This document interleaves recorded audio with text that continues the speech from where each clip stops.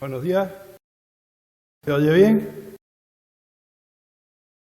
Bueno, pues de nuevo un domingo más, ¿verdad?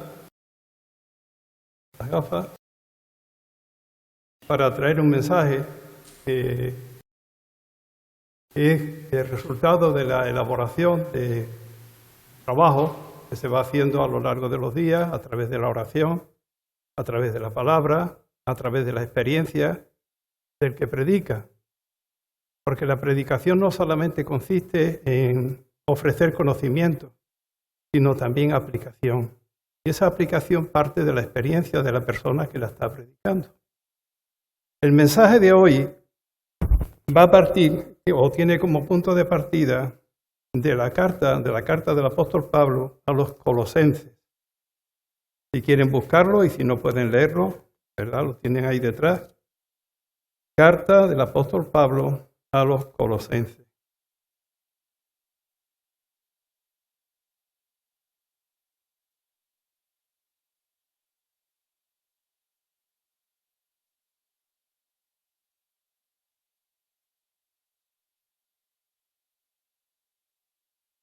Capítulo 2.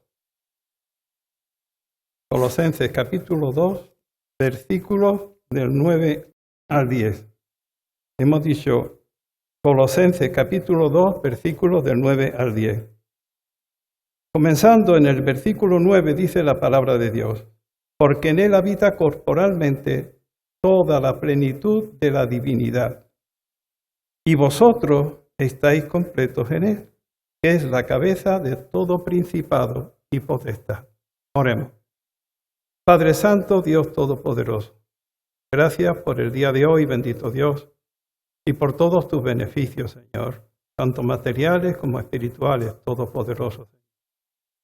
Gracias por el tiempo, Señor, de poder compartir tu palabra. Te rogamos que tu Santo Espíritu, Señor, ilumine nuestros ojos espirituales, abra nuestros oídos, Señor, a tu mensaje, Padre bendito, y que podamos, Señor, aplicarlo a nuestras vidas, bendito Dios. Porque te lo pedimos en el nombre de Jesús. Amén. Bueno, pues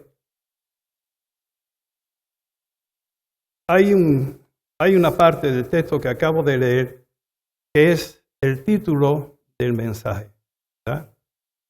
Parte de esta frase, en él habita corporalmente toda la plenitud de la deidad.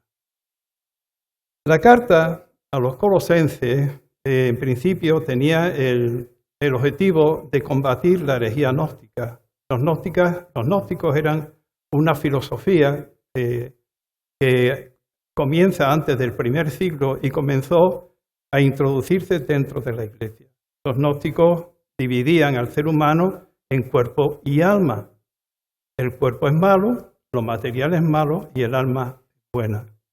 Con el tiempo, la herejía gnóstica siguió penetrando en la Iglesia y siguió penetrando en la Iglesia de una manera que le afectaba más a la mujer, porque decían que el cuerpo de la mujer incitaba a la lujuria. Entonces el cuerpo peor era el de la mujer. Y eso era consecuencia de la herejía gnóstica, que siglos más tarde llegó incluso al tema de la castidad dentro de los ministros que llevaban la religión. Fijaros hasta dónde llegó eso. Bueno, ahí Pablo, después de este comentario, Pablo lo que quiere insistir que Cristo no era un ser iluminado ni evolucionado que alcanzaba un conocimiento, sino que Cristo era la fuente de toda la luz y Cristo era absolutamente Dios y perfectamente Dios. Esta declaración lo hace para combatir esta herejía que hacía una separación radical entre lo que era el cuerpo y el alma.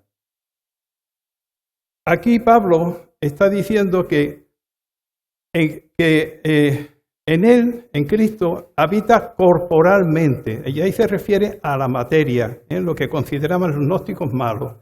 En él habita corporalmente toda la plenitud de la deidad. En una parte material que es nuestro cuerpo, habita totalmente toda la plenitud de la deidad. Y así de esa manera Pablo intenta combatir la herejía gnóstica, que en un cuerpo humano, en un cuerpo material, habita Jesús. Y por ampliación, por lo que dijo Jesús, el Padre, el Hijo y el Espíritu Santo. Y dice, y vosotros estáis completos. Vosotros estáis completos en Él. En mi última predicación, en la carta de los Colosenses, en el capítulo 1, versículo 27, Pablo hablaba de un misterio que estaba oculto desde antes de los siglos. Y que ese misterio que estaba oculto fue posteriormente revelado en Cristo. ¿Cuál era ese misterio? Que es Cristo en ustedes, o es Cristo en vosotros, Cristo dentro de vosotros, la esperanza de gloria. No es Cristo a mi lado, no es Cristo enfrente, no es Cristo arriba, sino Cristo dentro del creyente es la esperanza de gloria. La seguridad de que vamos a obtener y de que tenemos ya todos los beneficios espirituales que conllevan la salvación. Porque estamos en el eterno. Porque estamos en el eterno. Si Cristo habita en tu cuerpo, si en el cuerpo de Cristo habita toda la plenitud de la deidad y seguimos el razonamiento bíblico, podemos decir, si Cristo habita en nosotros, el creyente está completo en Cristo. No le falta absolutamente nada. No tiene que reclamar nada ni pedir nada más porque el creyente está completo en Cristo. Si seguimos el razonamiento bíblico. Esta es una verdad que nosotros tenemos que aceptar por fe. ¿Por qué? Porque lo dice la palabra de Dios. ¿Cuántas veces leemos textos en la palabra y no deparamos en la profundidad de lo que está diciendo? Tenemos que aceptar por fe esta verdad. Es una verdad que es un hecho, es un hecho, que nosotros recibimos por gracia. Es una posición que ya disfrutamos en Cristo y que no tenemos que hacer nada para ganarla. En el momento que recibimos a Cristo ya estamos completos. Todo lo que atañe a la vida cristiana está dentro del ámbito de la gracia. Salvación, regeneración o nuevo nacimiento, la permanencia final del creyente, incluyendo la adopción filial. Todo está dentro del ámbito de la gracia. Estar completos en Cristo significa que Jesús para la vida cristiana es todo lo que necesitamos. Es Jesús todo lo que necesitamos. No hace falta rituales, ni filosofías, ni añadiduras humanas. Cristo es suficiente. Cristo es suficiente. No hace falta nada más. Todas las cosas, dice Pedro en su segunda carta, en el capítulo 1, versículo 3, dice el apóstol Pedro, que todas las cosas que pertenecen a la vida y a la piedad nos han sido entregados por su divino poder en Cristo. Todas las cosas. Somos capacitados para vivir una vida verdaderamente cristiana. Como dice el apóstol Pedro, todas las cosas que pertenecen a la vida y a la piedad nos ha sido entregada en Cristo. Dice todo. Y todo excluye todo lo demás. Dice todo. ¿Qué tenemos? Somos capacitados mediante los dones para el servicio cristiano, mediante el Espíritu Santo. Tenemos el fruto del Espíritu Santo. Vamos a leer en Romanos 5:5.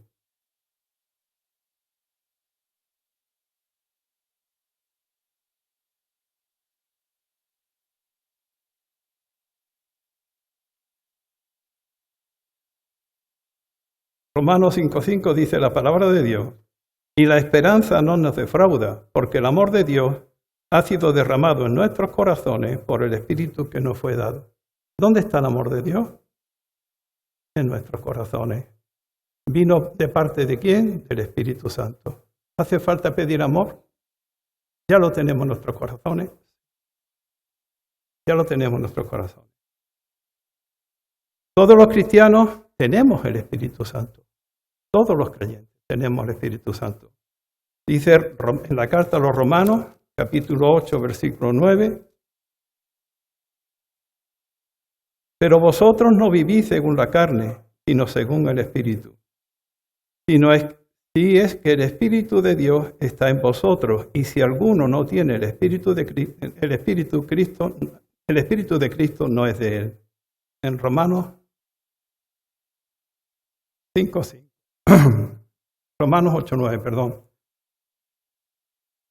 Esta es la verdad bíblica que todos tenemos que creer. Pero, ¿qué ocurre? ¿Por qué no todos los cristianos vivimos en la plenitud del Espíritu Santo? ¿Por qué?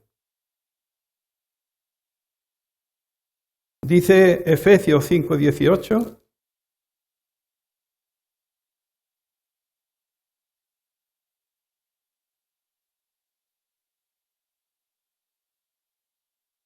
No os embriaguéis con vino, en lo cual hay disolución, antes bien sed llenos del Espíritu.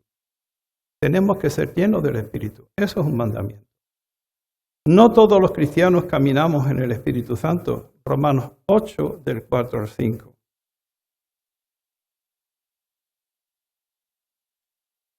Para que la justicia de la ley se cumpliera en nosotros, que no andamos conforme a la carne, sino conforme al Espíritu.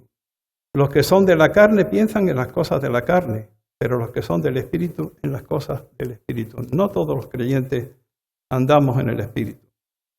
Si todos los cristianos tenemos el Espíritu Santo, ¿por qué no manifestamos su plenitud en la mayoría de los aspectos de la vida cristiana? Por ejemplo, empezando en el hogar. ¿Somos verdaderamente Cristo en el hogar? Si un esposo no está dispuesto a dar su vida por la esposa, si vive de manera egoísta, si no respeta sus opiniones, quiere decir que ese esposo no está unido a la cabeza. La cabeza no es Cristo. Por ejemplo, es una de las circunstancias cotidianas, ¿verdad?, que muchas veces afectan a las relaciones familiares. La palabra de Dios enseña que el ser humano fue creado en un estado de perfección original. Cuerpo, alma y espíritu. Sin pecado y en total comunión con Dios. Pero la desobediencia de Adán introdujo el pecado, la corrupción de la naturaleza humana y trajo la muerte.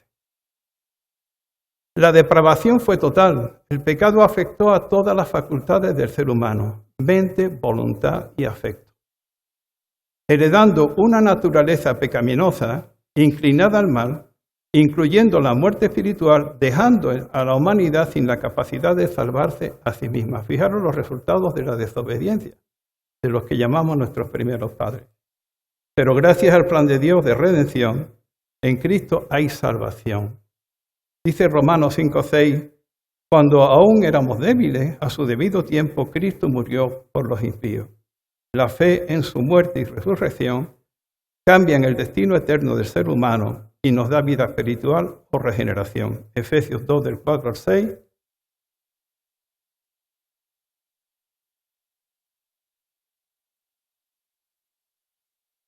Pero Dios, que es rico en misericordia, por su gran amor que nos amó, aun estando nosotros muertos en pecado, nos dio vida juntamente con Cristo. Por gracia sois salvos. En Cristo volvemos a tener vida espiritual y comunión con Dios. Pero el alma que es la otra parte espiritual, que quedó viva después de que nuestro espíritu muriese como consecuencia de nuestros delitos y pecados, el alma comprende la mente, la voluntad y los afectos. Mente, voluntad y afecto. El alma continúa con una naturaleza pecaminosa, inclinada hacia el mal. Esa es la realidad en la vida de todo cristiano. Una naturaleza pecaminosa inclinada hacia el mal. Este alma va a coexistir con el Espíritu regenerado por el Espíritu Santo. Coexisten, pero no conviven. Coexisten, pero no conviven. Ambos comparten la misma esencia inmortal, pero obran en dimensiones totalmente distintas. Alma y espíritu obran en dimensiones distintas. Romanos 7, del 18 al 19.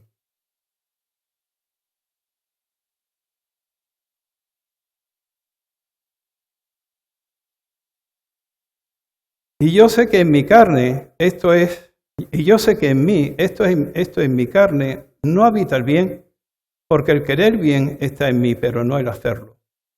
No hago el bien que quiero, sino el mal que no quiero, eso hago. Eso decía Pablo de Tarso, ¿verdad? En esa lucha que él tenía entre lo que era el alma y el espíritu, el yo y la parte espiritual. Pablo, él llegó a decir en ese texto, al final, ¿verdad? Dice Pablo en el versículo 24, miserable de mí, dice Pablo. Esa era la sensación que él sentía en esa lucha. ¿Quién me librará de ese cuerpo de muerte? Ese cuerpo de muerte es una imagen que Pablo plasmaba en estas palabras de lo que hacían con el reo y con la víctima. Cuando en Roma alguien asesinaba a una persona, cogían el cuerpo de la víctima y lo ataban al reo para que se corrompiera el asesino con el asesinado. Fijaron qué cosa más horrible. Pues Pablo define eso. ¿Quién me librará de este cuerpo de muerte? Y es cierto, es una lucha. Es una lucha la que tenemos con el alma.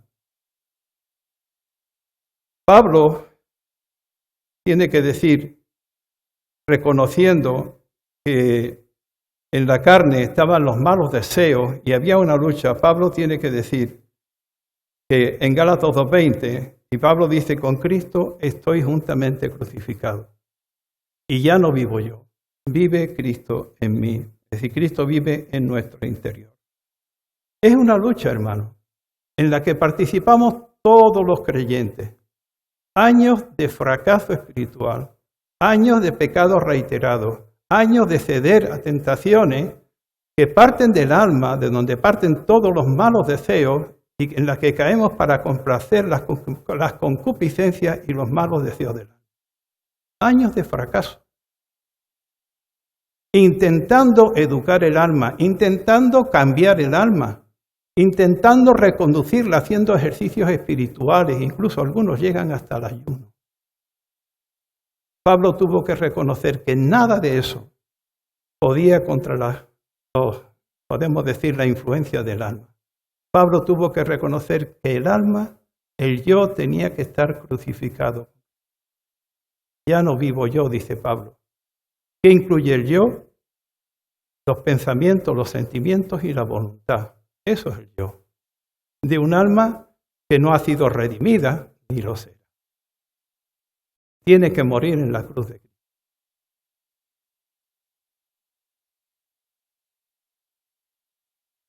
El apóstol Pablo dice en Colosenses 2:10, y vosotros estáis completos en Él.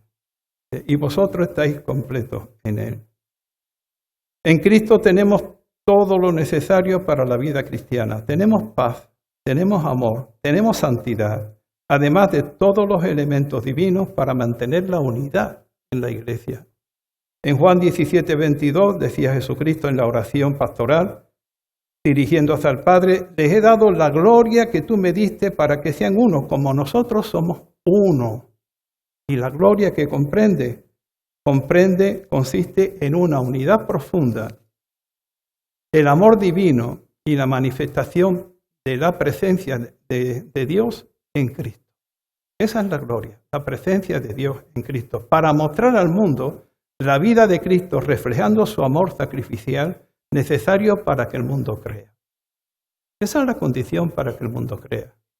La unidad para que el mundo crea que tú me enviaste. Es imposible vivir la vida cristiana desde un alma caída. Es imposible. El viejo hombre no se somete. La Biblia enseña que la naturaleza humana caída está corrompida y no puede producir la santidad que Dios requiere. Es imposible que el alma llegue a producir santidad. El alma lo que hace, sabe disfrazarse de santidad, sabe disfrazarse de religiosidad, de voluntad, pero nunca nos puede dar la santidad que supone Cristo viviendo dentro de nosotros. Cristo en vosotros, la esperanza de gloria. La mente carnal es enemiga de Dios y no puede sujetarse a la ley. Los pensamientos de la carne llevan a enemistad contra Dios porque no se sujetan ni pueden sujetarse a la ley de Dios. El alma caída no puede producir frutos espirituales. Jesucristo dijo en la conversación con Nicodemo, lo que nace de la carne, carne es, y lo que nace del espíritu, espíritu es. La carne y el espíritu no tienen que ver una cosa con la otra. Cuando se refiere a la carne, se refiere al alma. El corazón humano caído es engañoso y busca su propia gloria, no busca la gloria de Dios. No busca la gloria de Dios. Jeremías 17:9 dice que el corazón del ser humano es engañoso, dice, más que todas las cosas y perversa. ¿Quién lo conocerá? Ni nos conocemos a nosotros mismos. El único que puede conocer el corazón humano es Dios y saber lo que hay en nuestro interior. Como decía anteriormente, no se trata de mejorar el alma caída, sino de hacerla morir en la cruz. Como decía Pablo en Gálatas 2:20. Dios nos dio un espíritu y una nueva naturaleza capaz de obedecerle. ¿Quién es el que obedece al Padre? ¿Quién conoce la voluntad del Padre? Cristo. Cristo. Nosotros podemos imaginar cuál sería la voluntad de Dios para nuestra vida. Eso sería imaginación solamente. Pero el único que de verdad conoce la voluntad de Dios y la opera a través de nosotros y en nosotros es Cristo.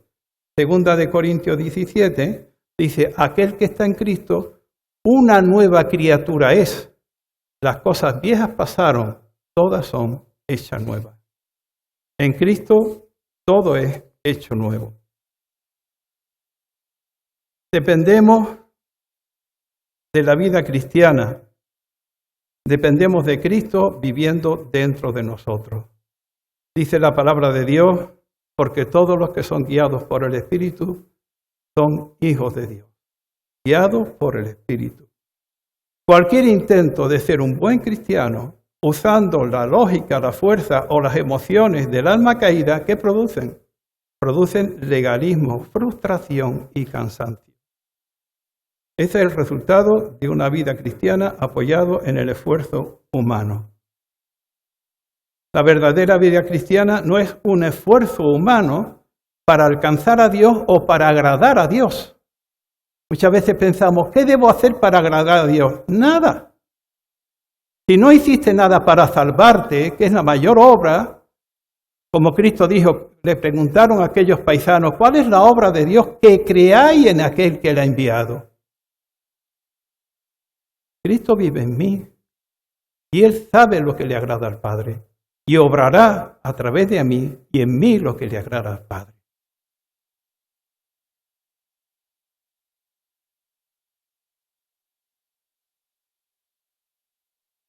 En la manifestación de Jesús resucitado en nosotros es todo lo que necesitamos.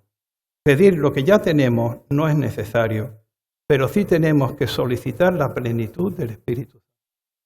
Fijaros, el primer día de nacimiento de la iglesia Pentecostés, primer día, dice la palabra de Dios que fueron llenos del Espíritu Santo. Y aquel día Pedro, ante las palabras de sus paisanos que estaban delante, que se sentían como arrepentidos por lo que habían hecho, Pedro, ¿qué les dijo? Arrepentíos. Arrepentíos y bautícese cada uno en el nombre de Jesucristo. Y dice que aquel día fueron 3,000 personas. Un hombre inculto, lleno del Espíritu Santo. 3,000 personas. Y después con aquel paralítico, en la puerta del templo fueron 5,000 personas. Un hombre lleno del Espíritu Santo. Un alma crucificada, lleno del Espíritu Santo.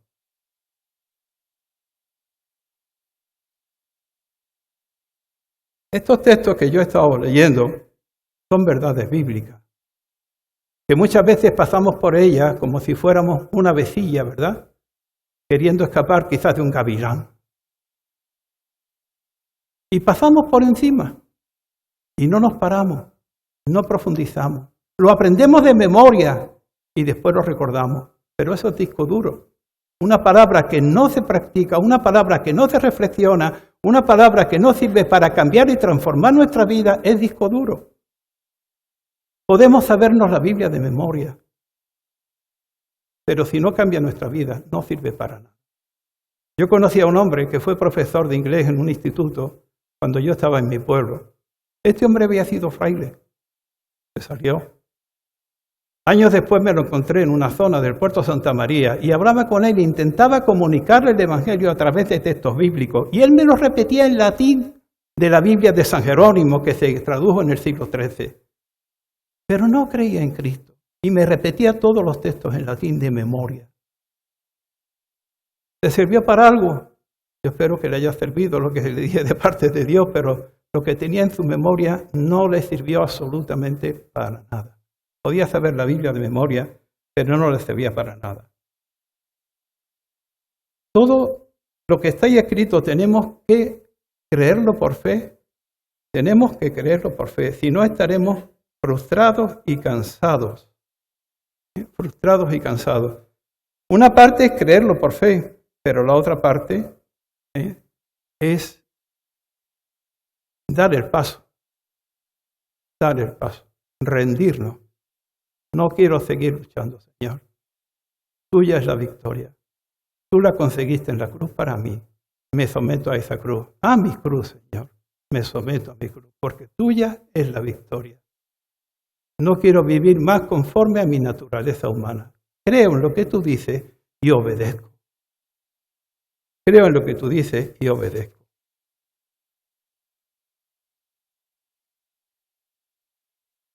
Quería leeros una ilustración. No quiero alargarme mucho, pero recordé una historia que se utiliza muchas veces en este tipo de mensajes. Y la tengo aquí. La historia cuenta que un hombre compró un billete para realizar un largo viaje en crucero. Había gastado casi todo su dinero en el pasaje y pensando que la comida no estaba incluida, llevó consigo una pequeña provisión de pan, galletas y algo de queso. Durante el viaje veía como los demás pasajeros entraban en los comedores y disfrutaban de abundantes desayunos, almuerzos y cenas. Mientras tanto, él se quedaba apartado comiendo sus escasas provisiones, pensando que no podía permitirse aquellos lujos. Cuando el viaje estaba a punto de terminar, alguien le preguntó por qué nunca había comido en el restaurante. Él respondió, porque no tengo dinero para pagarlo. Entonces le explicaron, pero todas las comidas estaban incluidas en el precio del billete. El hombre descubrió demasiado tarde que había pasado todo el viaje privándose de algo que ya le pertenecía y por lo que ya se había pagado. ¿Cuál es la aplicación cristiana? Esta historia suele utilizarse como ilustración de la vida cristiana. Muchos creyentes viven espiritualmente como aquel pasajero. Cristo ya ha provisto por gracia todo lo necesario para vivir en comunión con Dios, pero desconocen o no disfrutan plenamente lo que han recibido.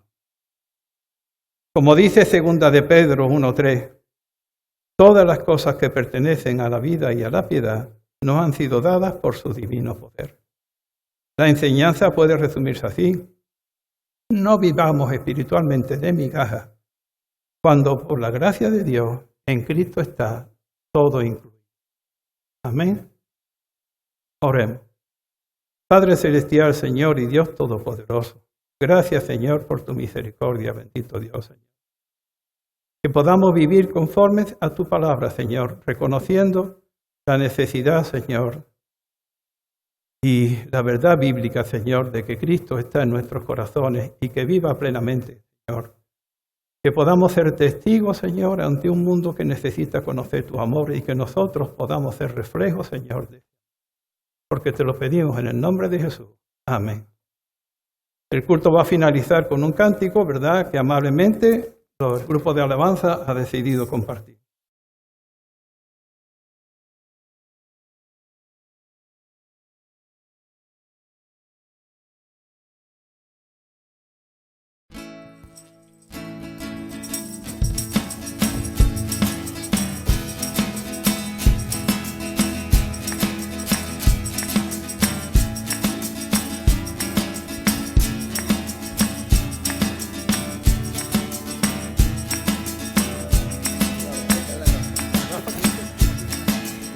plenitud de la deidad habita en Jesús.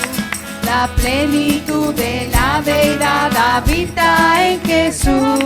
La plenitud de la deidad habita en Jesús. Y estamos completos en Él.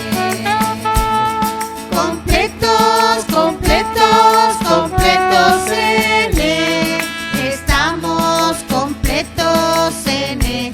Aleluya, sí, completos, completos, completos en Él. Estamos completos en Él.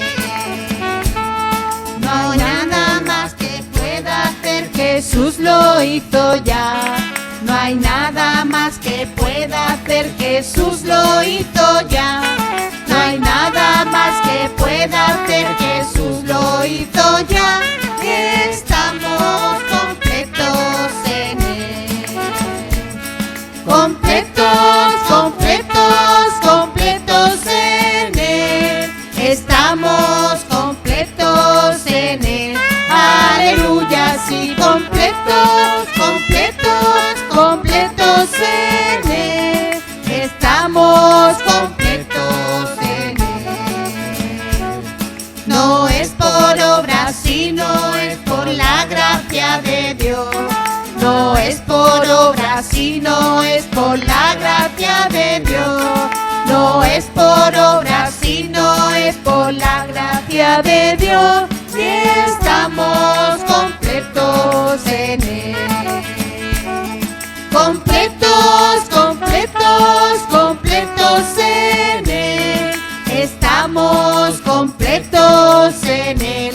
Aleluya, sí, completos, completos, completos en Él. Estamos completos en Él. Amén. Bendiciones, hermanos. Que el Señor nos siga manteniendo completos en Él.